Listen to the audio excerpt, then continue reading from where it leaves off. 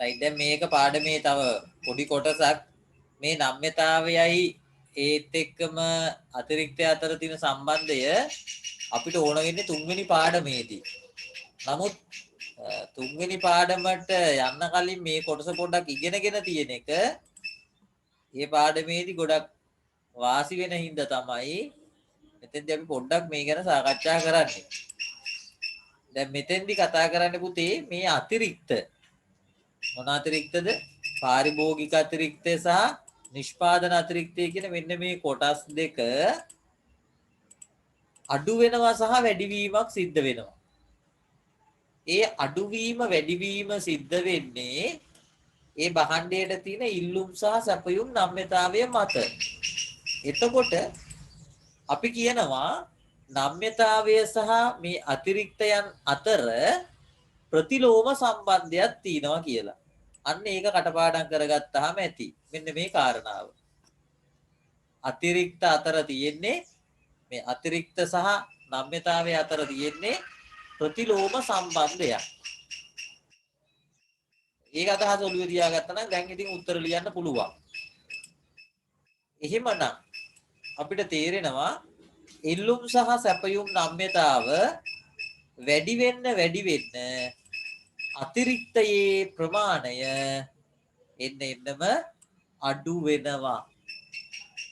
අපි ඒක ප්‍රස්තාරීකව ඇඳලා පෙන්නනවා. මෙතන තියරි නෝට් එක සම්පූර්ණ කරගන්න පළවෙනියට මෙතෙන්ට එන්නේ අඩු වේ කියන වචනය. අඩු වේ. right ඊළඟට දැන් බලන්න මේක ඕගොල්ලෝ කියවද්දී ඕගොල්ලන්ට මේ ටික ලස්සනට තේරෙයි. ඉතර අමාරු වෙන එකක් නෑ බලන්න. සැපයුම් නම්‍යතාවය සහ නිෂ්පාදන අතිරික්තය. දැන් මේ දෙන්න අතර තියෙන්නේ ප්‍රතිලෝම සම්බන්ධයක්. එහෙමනම් සැපයුම් නම්‍යතාවය වැඩි වෙන්න නිෂ්පාදන අතිරික්තය අඩු වේ.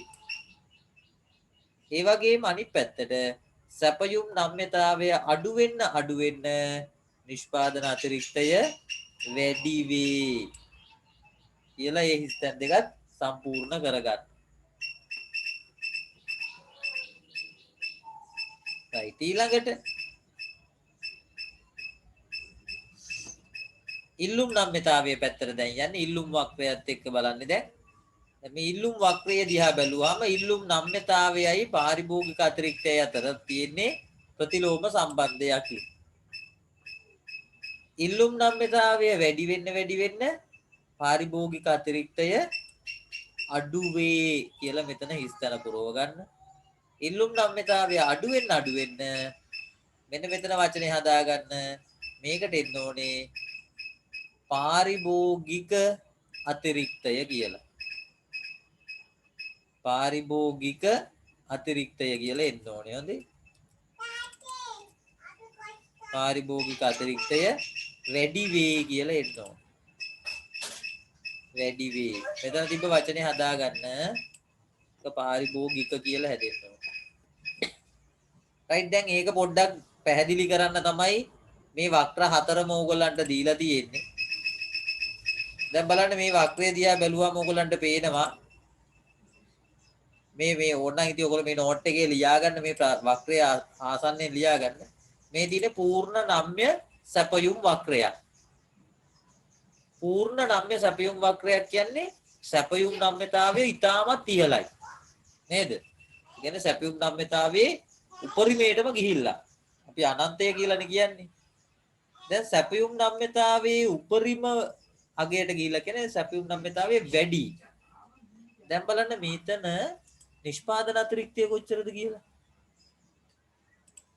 අපි සාමාන්‍යයෙන් කියනවා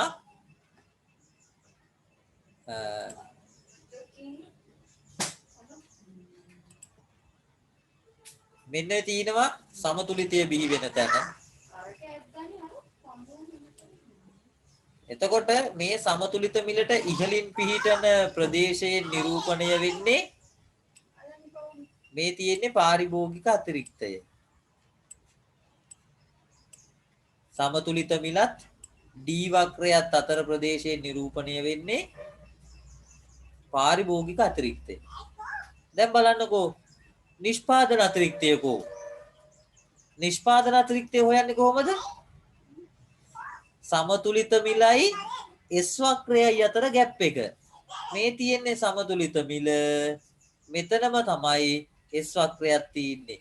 ඒකට සමතුලිත මිලයි S වක්‍රයයි අතර ગેප් එක අපිට පේනවා ශුන්‍යයි. ඇත්ති නෑ. අන්න දැන් අපිට එහෙමනම් තේරුම් ගන්න පුළුවන් පුතේ නම්‍යතාවයේ උපරිම අගයට යනවා. එතකොට නිෂ්පාදන අතිරික්තය බිඳුව දක්වාම අඩු වෙලා. එතකොට අපිට පේනවා නම්‍යතාවය වැඩි වෙන්න නිෂ්පාදන අතිරික්තයේ වටිනාකම ටික අඩු වෙලා ගිහිල්ලා. අන්න එහෙමනම් අපිට පේනවා නම්‍යතාවය සැපයුම් වක්‍රයේ නම්‍යතාවයත් නිෂ්පාදන අතිරික්තයත් අතර ප්‍රතිලෝම සම්බන්ධයක් තියෙනවා කියලා. දැන් ඔයාලට පුළුවන් මෙන්න මේව ලියා ගන්න. මේ ත්‍රිකෝණයට ලියා ගන්න පුළුවන් පාරිභෝගික අතිරික්තය කියලා. මෙතනින් ලියා ගන්න මේ උඩින් ලියා ගන්න මේක පූර්ණ නම්‍ය සැපයුමක්. මෙතනින් ලියාගත්තේ පූර්ණ නම්‍ය සැපයුම. මේ කොටුවෙන් ලියාගත්ත හැකි ඔයගොල්ලන්ගේ පාරිභෝගික අතිරික්තය කියලා. මේ වක්‍රයට යටින් අපිට ලියා ගන්න පුළුවන් මේ හරියේ නිෂ්පාදන අතිරික්තය ශුන්‍යයි. දැන් ඒවත් ඔයගොල්ලෝ දැනගෙන ඉන්න ඕනේ. නම්‍යතාවය අනුව ඔය අතිරික්ත වෙනස් වෙනවා. මම ආයි කියන්නම් ලියා ගන්න ඕනේ ඒවා. උඩින් ලියා ගන්න මේකේ නම්‍යතා තත්ත්වය පූර්ණ නම්‍ය සැපයුම. මේ ත්‍රිකෝණයෙන් මෙතනින් පෙන්නන්නේ පාරිභෝගික අතිරික්තය. ඒතර මේකේ නිෂ්පාදන අතිරික්තයක් නැහැ. ඒ ඉඳ මෙතනින් ලියා ගන්නවා නිෂ්පාදන අතිරික්තය ශුන්‍ය වේ. එතකොට දැන් හොඳට මතක තියාගන්න නිෂ්පාදන අතිරික්තයේ ශුන්‍ය වෙන අවස්ථාවත් අපිට මේකෙන්ම ඉගෙන ගන්න පුළුවන්. දැන් විභාගයට දුන්නොත් නිෂ්පාදන අතිරික්තයේ ශුන්‍ය වෙන අවස්ථාව මොකද්ද කියලා? අන්න ඔයගලන්ට ලියත හැකි පූර්ණ නම්‍ය සැපයුම් තත්වය කියලා.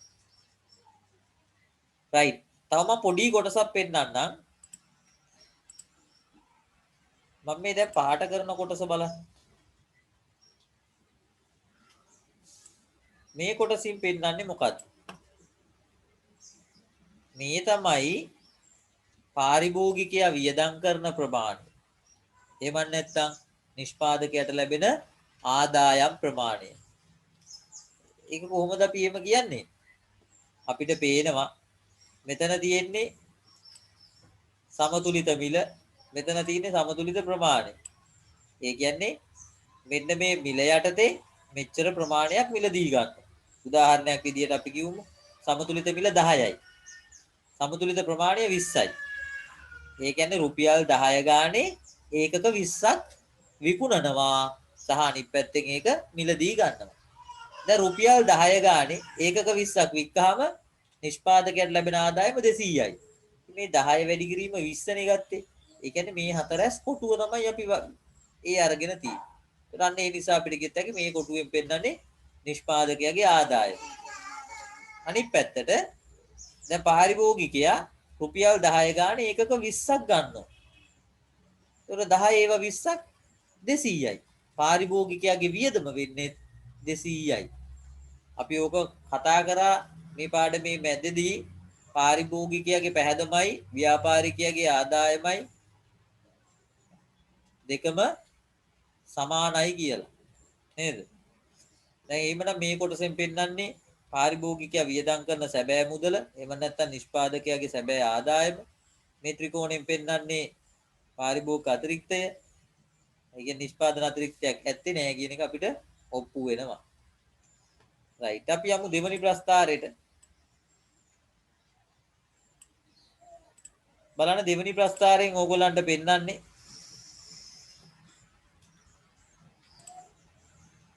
පූර්ණ අනම්‍ය සැපයුම් තත්වයක්.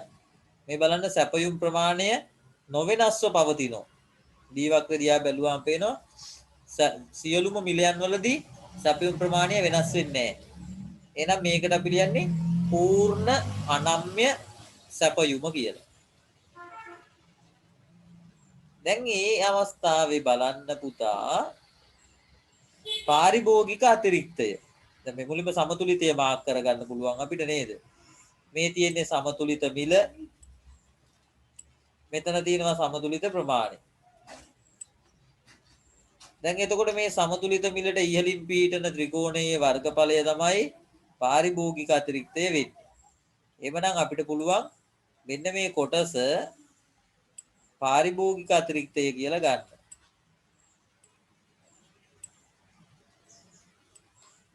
නේද? දැන් අපිට පේනවා මේ ත්‍රිකෝණයේ වර්ගඵලය තමයි පාරිභෝගික අතිරික්තය. නිෂ්පාදන අතිරික්තය කොහොමද බලන්න? සමතුලිත මිලයි S වක්‍රයයි අතර ગેප් එක.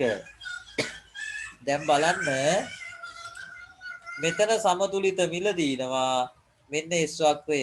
එතකොට පුතේ අපි කියනවා මෙන්න මේ සම්පූර්ණ සමතුලිත මිලයි S වක්‍රයයි අතර මේ සම්පූර්ණ ગેප් එකෙන් පෙන්නන්නේ නිෂ්පාදන අතිරික්තය.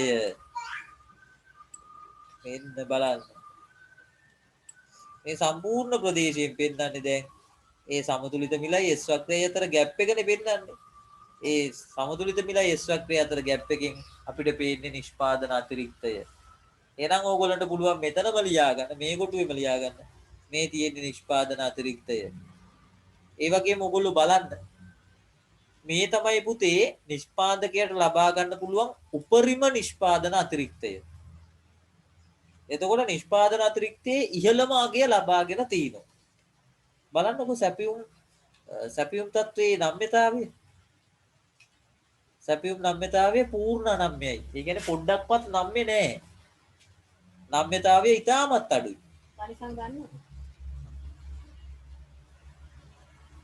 නම්‍යතාවය ඉතාමත් අඩු වෙද්දී අන්න අපිට පේනවා නිෂ්පාදන අතිරික්තය උපරිම තැනට ගිහිල්ලා. දැන් අපිට මොකක්ද එකෙන් ඔප්පු වෙන්නේ? නම්‍යතාවය අඩු වෙන්න නිෂ්පාදන අතිරික්තය වැඩි වෙනවා. නම්‍යතාවය වැඩි වෙන්න නිෂ්පාදන අතිරික්තය අඩු වෙනවා. අන්න එහෙමනම් අපිට මේ කොටස් දෙකෙන් පෙන්눔 කරනවා පුතා.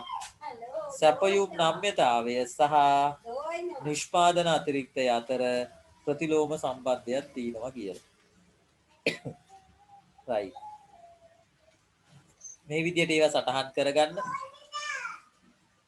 දැන් ඊළඟට අපි හදන්නේ ඉල්ලුම් නම්‍යතාවය සහ පාරිභෝගික අතිරික්තය අතර තියෙන සම්බන්ධය මනින්න.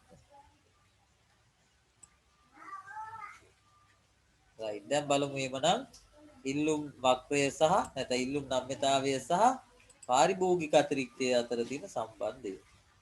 දැන් මේ අරන් තියෙන පුතේ අර අන්ත දෙකේ තියෙන උත්තර දෙක පූර්ණ අනම්‍ය පූර්ණ නම්‍ය කියන අන්ත දෙක විතරයි අරගන්නේ. එතකොට ඒ දෙකේ උත්තරත් එක්ක අනිත් උත්තර ඔයාලට ගලප ගන්න පුළුවන්කම තියෙන්න ඕනේ. ඒකයි බලමු එමනම් මේතන තියෙන නම්‍යතා தত্ত্বය. දැන් මෙතෙන්දි කතා කරන්නේ ඉල්ලුම පැත්ත ගැන. මේ බලන්න D වක්‍රය. මේ D වක්‍රය බලමු බලමට මොකලන්ට පේනවා මේකේ තියෙන්නේ පූර්ණ නම්‍ය ඉල්ලුම් වක්‍රයක්. පූර්ණ නම්‍ය ඉල්ලුම් වක්‍රයක්. එහෙනම් මෙතන ලියා ගන්න පූර්ණ නම්‍ය ඉල්ලුම. දැන් පූර්ණ නම්‍ය ඉල්ලුම් තත්ත්වයේදී අපි බලමු සමතුලිතය කොහොමද කියලා බිහි වෙලා තියෙන්නේ. මෙන්න D වක්‍රය සහ S වක්‍රය කැපෙනවා. එතකොට මෙන්න තියෙනවා පුතේ සමතුලිත මිල. මෙන්න තියෙනවා සමතුලිත ප්‍රමාණය. දැන් අපි දන්නවා පාරිභෝගික අතිරික්තය කියන්නේ සමතුලිත මිලයි D වක්‍රයයි අතර පරතරය. දැන් බලන්න මේ ගානේ සමතුලිත මිල සහ D වක්‍රය අතර පරතරයක් තියෙනවද? ඇත්තේ නෑ. ඒකේ තේරුම තමයි මෙතන පාරිභෝගික අතිරික්තය බිඳුවයි. right. එහෙනම් මෙතන යටින් ලියා ගන්න පුතා පාරිභෝගික අතිරික්තය ශුන්‍ය වේ කියලා. මෙතනින් ලියා ගන්න. පාරිභෝගික අතිරික්තය ශුන්‍ය වේ. ඒ වගේම තව අපි දැන් දන්න දේ හින්දා මේකත් ලියා ගමු. මේ සමතුලිත මිලයි S වක්‍රයයි අතර ગેප් එකෙන් පෙන්නන්නේ මොකද්ද? ඒ තමයි නිෂ්පාදන අතිරික්තය නේද? සමතුලිත මිලයි S වක්‍රයයි අතර ગેප් එක. මෙන්න මේ ටික නිෂ්පාදන අතිරික්තය කියලා ලියා ගන්න. ඒක ඒ තමන්ගේ දැනීමට ඒක ලියා ගන්න. ඉතින් තමන්ගේ දැනුමට එකතු කරගන්න තමයි ඒ නිෂ්පාදන අතිරික්තය කියලා ලියා ගන්න. දැන් අපිට ඕනේ කරන මූලික හරය බලමු. පූර්ණ නම්‍ය ඉල්ලුම කියලා තියෙනවා. අපි යටින් ලියාගෙන තිනවා පාරිභෝගික අතිරික්තය ශුන්‍යයි කියලා. බලන්න පාරිභෝගික අතිරික්තය උපරිමයටම අඩු වෙලා ඉල්ලුම් නම්‍යතාවය උපරිමයටම වැඩි වෙලා පූර්ණ නම්‍ය කියන්නේ නම්‍යතාවයේ ඉහළමගේ. දැන් නම්‍යතාවයේ ඊටමත් ඉහළ වෙද්දී පාරිභෝගික අතිරික්තය ශුන්‍ය දක්වා ඇවිල්ලා. අන්න එහෙමනම් අපිට පේනවා ඉල්ලුම් නම්‍යතාවයයි පාරිභෝගික අතිරික්තයයි අතර ප්‍රතිලෝම සම්බන්ධයක් තියෙනවා. right ඒක තමයි ඔයගොල්ලෝ අවබෝධ කරගන්න ඕනේ. දැන් බලමු ඊළඟ එක.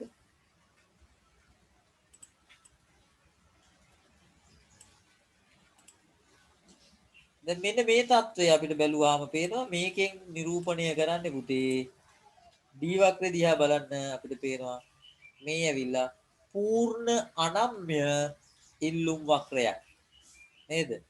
right මෙතනින් එහෙමනම් නම ලියා ගන්න පූර්ණ අනම්‍ය ඉල්ලුම පූර්ණ අනම්‍ය ඉල්ලුම right දැන් අපි එහෙමනම් අපි පාරිභෝගික අතිරික්තය ගණනය කරලා බලමුද? සමතුලිත මිල හොයාගෙන පාරිභෝගික අතිරික්තය ගණනය කරලා බලමු. right මෙන්න D වක්‍රයයි S වක්‍රයයි ඡේදනය වෙන තැනදී අපිට සමතුලිත මිල හොයාගන්න පුළුවන්. ඔන්න සමතුලිත මිල. මේ තියෙන්නේ සමතුලිත ප්‍රමාණය. හරිනේ. right. දැන් පාරිභෝගික අතිරික්තය හොයන්නේ කොහොමද අපි? සමතුලිත මිලයි D වක්‍රයයි අතර පරතරය. right දැන් ඉතින් අපි ගණනය කරමු. ඒ පරතරය හරි වැඩි. මොකද වෙන්නේ පුතේ? මේකේ පරතරය ගණන් කරලා ඉවර කරන්න බැරි තරමට යනවා මේ වෙන්න දැන් මේක ඉඩක් නැහැ නේද? ඒ කියන්නේ අපිට පේනවා මේ පූර්ණ අනම්‍ය ඉල්ලුම් තත්වයකදී පාරිභෝගික අතිරික්තය පුතේ ගණනය කළ නොහැකි මට්ටමකටමපත් වෙනවා. ඒ නිසා අපි ඒකට කියන පුතේ පාරිභෝගික අතිරික්තය අපරිමිත වෙනවා කියලා. දැන් මේකේ ගිහිල්ලා ඉවර කරන්න බෑනේ නේද? මේක යත හැකි තව පේන්නේ නැති තරමක් යනකම් යනවා.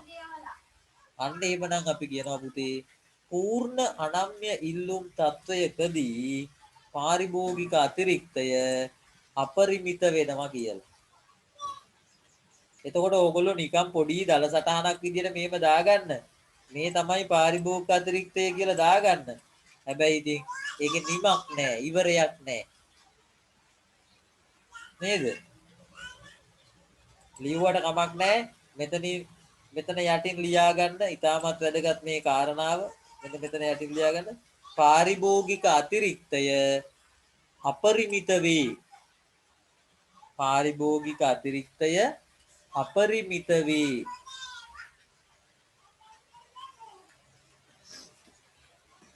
right ඔයගොල්ලන්ට නිෂ්පාදන අතිරික්තයත් ඔහොමම මාක් කරගන්න. එතකොට මේක හොඳට දැනුමට එකතු වෙනවා. මේ තියෙන්නේ පුතේ මේ තියෙන්නේ සමතුලිත මිලයි S වක්‍රයයි අතර ગેප් එක. සමතුලිත මිලයි S වක්‍රයයි අතර ગેප් එක නිෂ්පාදන අතිරික්තය. එතකොට මේ කොටස ලියා ගන්න නිෂ්පාදන අතිරික්තය කියන. දැන් අපි බලමු සසඳා බලමු දැන් අපි සම්බන්ධය මේකෙන් ඔප්පු වෙනවද කියලා. පූර්ණ අනම්‍ය ඉල්ලුමක්. ඒ කියන්නේ නම්‍යතාවය ඉතාමත් අඩුයි කියන එක කියන්නේ.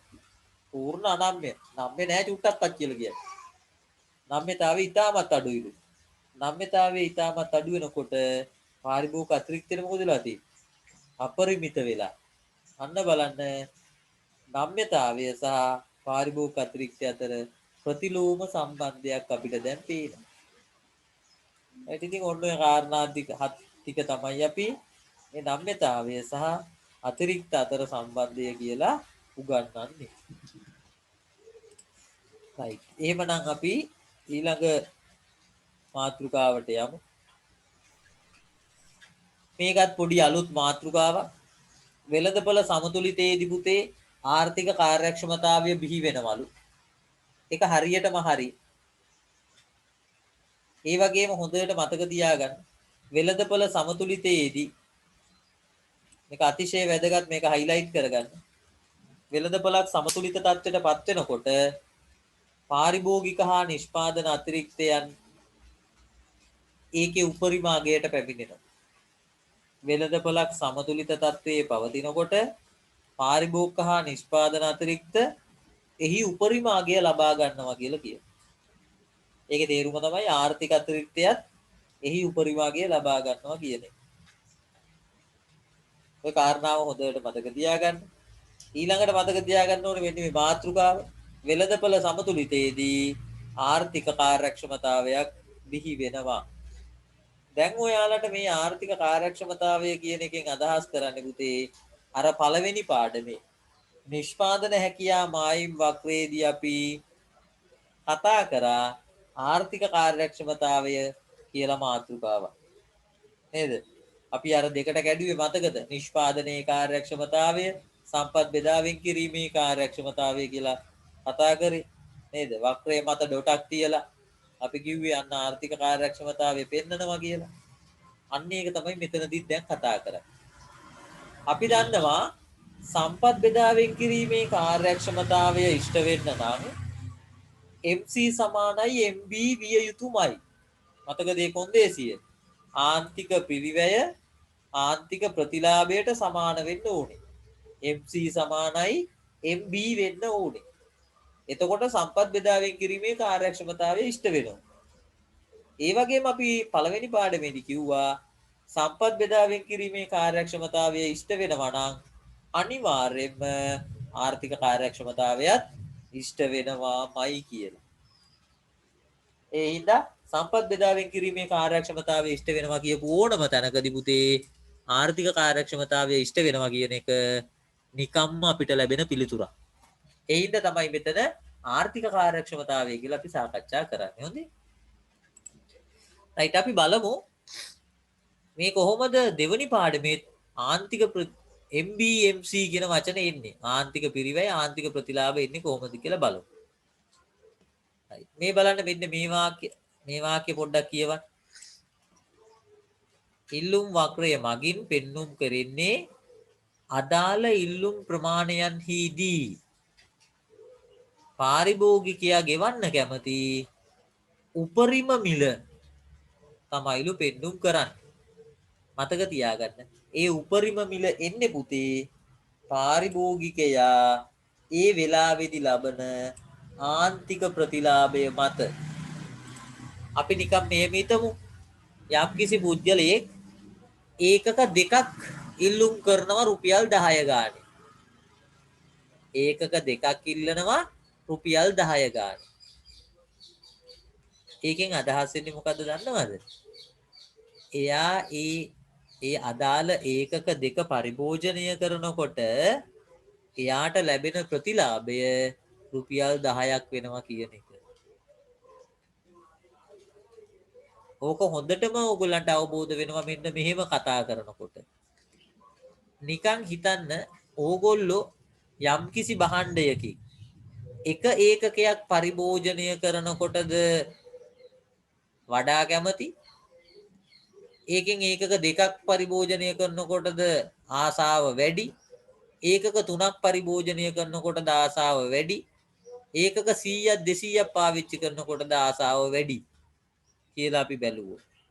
ඕගොල්ලන්ට තේරෙනවා එක පළවෙනි ඒකකය පරිභෝජනය කරනකොට තියෙන ආසාවට වඩා අර 100 වෙනි ඒකකය පරිභෝජනය කරනකොට තියෙන ආසාව අඩුයි. බත් පිඟාන ගන්නකෝ. පළවෙනි බත් කට කනකොට අපි කොයිතරම් කැමැත්තෙන්ද කන්නේ ඒක. නේද? හැබැයි බත් පිඟානේ අන්තිම ටික කාලා ඉවර වෙද්දි තව බත් එකක් බෙදලා දෙන්නද කියලා අහනවා. තව බත් ටිකක් කමුද කියලා අහනවා. එතකොට මොකෝ කියන්නේ? ආහා කමු තව කමුයි කියනවාද? නෑනේ. එතකොට කියන අම්මෝ හොඳටම ඇති. දැන් හොඳටම ඇති කියන එකේ තේරුම මොකද්ද? දැන් මං මේක කන්න ආසාවක් ඇත්තේ නෑ කියන එක. ඒ වගේම තමයි පුතේ අපි ඕනම භාණ්ඩයකට ගෙවන්න කැමති අපේ ආශාව මත. දැන් අපි ගොඩාක් ආසයි නම් අපි ලොකු ගාණක් ගෙවලා හරි ගන්නවා. අපි ආශාවක් නැත්තම් ඒ භාණ්ඩය අපි ගෙවලා ගන්න යන්නේ නේ. හොඳට මතක තියාගන්න අපි ආර්ථික විද්‍යාවේදී කියනවා පුතේ ඒ පුද්ගලයාගේ ආශාව මත තමයි එයා ගෙවන මිල තීරණය වෙන්නේ. ගොඩක් ආශාවක් තියෙන භාණ්ඩයකට ඉහළ මිලක් ගෙවලා ආශාව අඩු භාණ්ඩයකට ඉතා අඩු මිලක් ගෙවන්නේ ඒ නිසා. ඕක එක භාණ්ඩයකටත් අදාළයි. යම්කිසි භාණ්ඩයකින් පළවෙනි ඒකකය දෙවෙනි ඒකකය පරිභෝජනය කරනකොට ඒ භාණ්ඩයට ලොකු මිලක් ගෙවන්න කැමතියි. හැබැයි ඒකෙන් ටික පරිභෝජනය වැඩි කරනකොට ඒ භාණ්ඩයට අපි ගෙවන්න කැමති ගාණත් ටික අඩු වෙනවා. හේතුව තමයි ඒ භාණ්ඩයට තියෙන ආසාව ටික අඩු වෙන නිසා. ඒ නිසා හොඳට මතක තියාගන්න ඉල්ලුම් වක්‍රයකින් පෙන්නන කාරණා දෙකක් තියෙනවා. ඔය නිකම් පේන කාරණාව නෙමෙයි හොඳේ.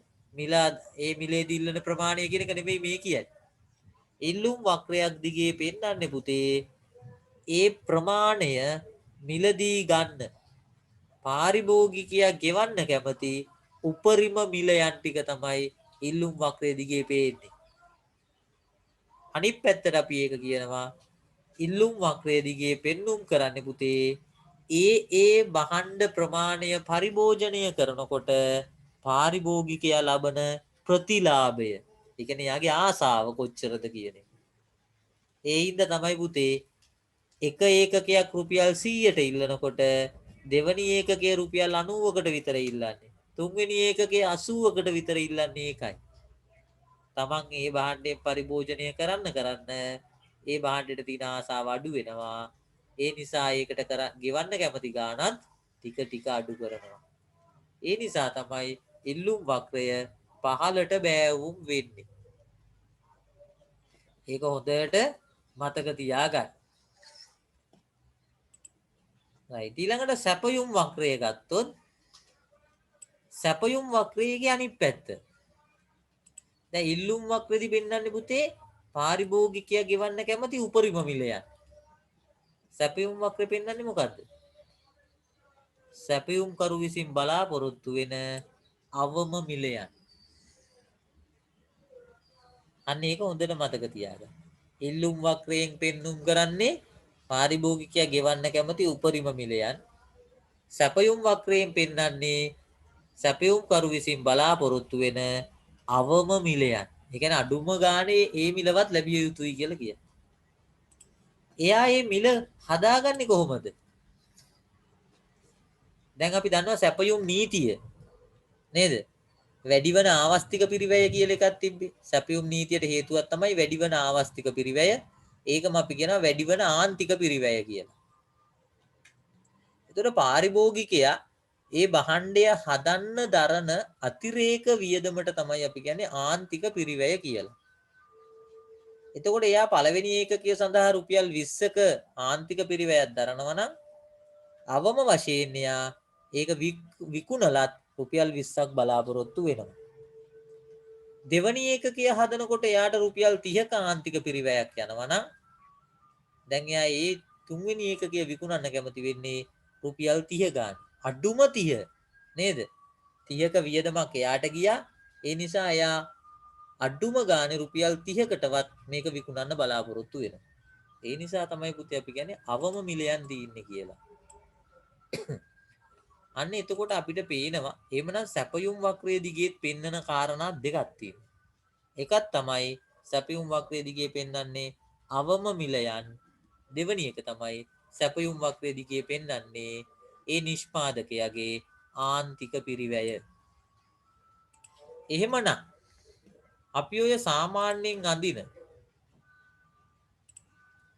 මේ වගේ මේ වක්‍රයක් ගත්තොත් මෙහෙම අඳින S වක්‍රයකින් පෙන්වන්නේ පුතේ S වක්‍රය විතරක්ම නෙමෙයි. මේකෙන් පෙන්නනවා MC වක්‍රය. MC කියන්නේ ආන්තික පිරිවැය. ඒ වගේම මෙහෙම අඳින D වක්‍රයකිනුත් දෙන්නෙක්ව පෙන්නනවා. මොනවද? D වක්‍රය වගේම මම ඒක සමාන ලකුණු දාලා ලියන්නම්. MB ආන්තික ප්‍රතිලාභ වක්‍රය.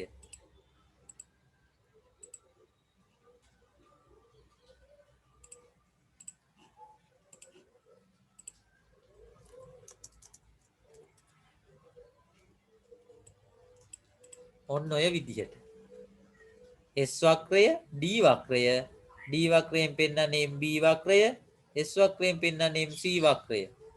ඔයගලන්ට ඕන නම් මේ වගේ පොඩි chart මේ ප්‍රස්තාරයක් ඇඳ ගන්න. දැන් අපි වෙළඳපොළ සමතුලිතය කියන්නේ මොකද්ද?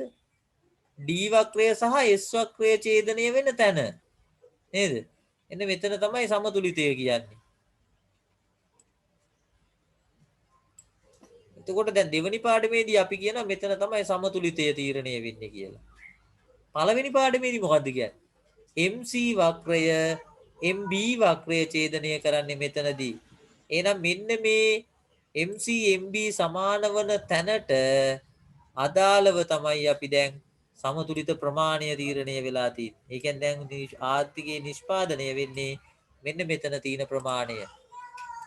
ඉතින් මේ ප්‍රමාණය MC MB සමාන වන නිමැවුම් මට්ටමට තමයි අපි කියන්නේ සම්පත් බෙදාවෙන් කිරීම කාර්යක්ෂම වන නිමැවුම් මට්ටම කියලා. දැන් ඉතින් වෙළඳපොලේ D වක්‍රය S වක්‍රය ඡේදනය වෙලා නිෂ්පාදනය වෙන්නේ ඒ භාණ්ඩ ප්‍රමාණයමයි.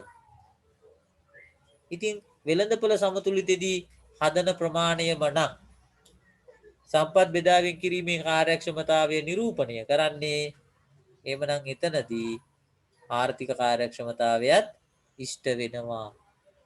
MC MB සමාන වන ඕනම තැනකදී සම්පත් බෙදාවෙන් කිරීමේ කාර්යක්ෂමතාවය පෙන්නනවා. එතකොට වෙළඳපොළ සමතුලිතයේදී MC MB සමාන වන නිමැවුම් මට්ටම තමයි නිෂ්පාදනය වෙන්නේ. ඒ නිසා වෙළඳපොළ සමතුලිතයේදී සම්පත් බෙදාවෙන් කිරීමේ කාර්යක්ෂමතාවය නිරූපණය වෙනවා. right. ඔන්න දැන් ඕගොල්ලන්ට පැහැදිලි ඇති ඕනම වෙළඳපොළ සමතුලිත තත්වයකදී ආර්ථික කාර්යක්ෂමතාවය බිහි වෙනවා. හරි නේද? එහෙනම් අපි ඊළඟ කොටසට යමු. බලන්න ඕගොල්ලන්ගේ නෝට් එකේ තියෙනවා සම්පත් බෙදාවෙන් කිරීමේ කාර්යක්ෂමතාවය තහවුරු වෙන්න කොන්දේසි 3ක් ඉෂ්ට වෙන්න ඕනේලු. බලන්න මේ කොන්දේසි මේවා කටපාඩම් කරගන්න ඕනේ. මේක තමයි පළවෙනි අනිවාර්ය කොන්දේසිය. ඊළඟට මේ දෙවෙනි පාඩමට අදාළ කොන්දේසි මේවා නම් හොඳේ. පාරිභෝගිකයා ගෙවන්න කැමති උපරිම මිලයි නිෂ්පාදකයා විසින් බලාපොරොත්තු වන අවම මිලයි සමාන වෙන්න ඕනේ. PB කියන්නේ පුතේ buyer price. buyer price. PB buyer price. ඒ කියන්නේ පාරිභෝගිකයාගේ මිල. PS supplier price. සපයුම්කරුගේ මිල. ඒතර පාරිභෝගිකයා ගෙවන්න කැමති උපරිම මිල නිෂ්පාදකයා විසින් බලාපොරොත්තු වන අවම මිලට සමාන වෙනවා නම් සම්පත් බෙදාවෙන් කිරීමේ කාර්යක්ෂමතාවය ඉෂ්ට වෙනවලු. හරි නේද? දෙන්නවගේම මිල එක සමානයි මෙතනදී. ඒ වගේම සම්පත් බෙදාවෙන් කිරීමේ කාර්යක්ෂමතාවයේදී වෙළඳපොළ සමතුලිතයක් බිහි වෙනවනේ. ඒතර වෙළඳපොළ සමතුලිතයේදී අනිවාර්යයෙන්ම ආර්ථික අතිරික්තය එහි උපරිමාගය ළඟා කර ගන්න. ඉතින් ඒ නිසා මේ පාඩම අර පළවෙනි පාඩමත් එක්ක පොඩ්ඩක් සම්බන්ධ වෙනවා. මේ තියෙන්නේ ඇත්තටම සමතුලිතයට අදාළ කොන්දේසි දෙකක්. ඒ සමතුලිතයට අදාළ කොන්දේසි දෙක මේ සම්පත් බෙදාවෙන් කිරීමේ කාර්යක්ෂමතාවයේ කොන්දේසි විදියට සලකන්නේ ඇයි දන්නවද? සමතුලිත අවස්ථාවේදී ආර්ථිකයේ සම්පත් බෙදාවෙන් කිරීම කාර්යක්ෂම වෙන නිසා. ඒතර සමතුලිතයේදී පෙන්වන ඕනම දෙයක් සම්පත් බෙදාවෙන් කිරීමේ කාර්යක්ෂමතාවයේදී පෙන්눔 කරනවා. right. ඉතින් මේක අනිවාර්යෙන් මම කිව්වා කටපාඩම් කරගන්නම කියලා. වෙළඳපොළ සමතුලිතයේදී ආර්ථික කාර්යක්ෂමතාව මේ ආර්ථික අතිරික්තය උපරිමගයක් ගන්න. right. ඊළඟට මෙන්න මෙහෙම ප්‍රශ්න දෙකක් තියෙනවා. මේ ප්‍රශ්න දෙක ගෙදරදී කරන්න. ඊළඟට අපි සාකච්ඡා කරන්න යන්නේ වෙළඳපොළ සමතුලිතය වෙනස් වන අවස්ථා පිළිබඳව. මේ වෙළඳපොළ සමතුලිතය වෙනස් වන අවස්ථා අපි මේ ලින්ක් එක කට් වෙලා ඊළඟ ලින්ක් එකෙන් ජොයින් වෙලා කරමු. තව විනාඩි එකමාරක් වගේ තියෙන්නේ.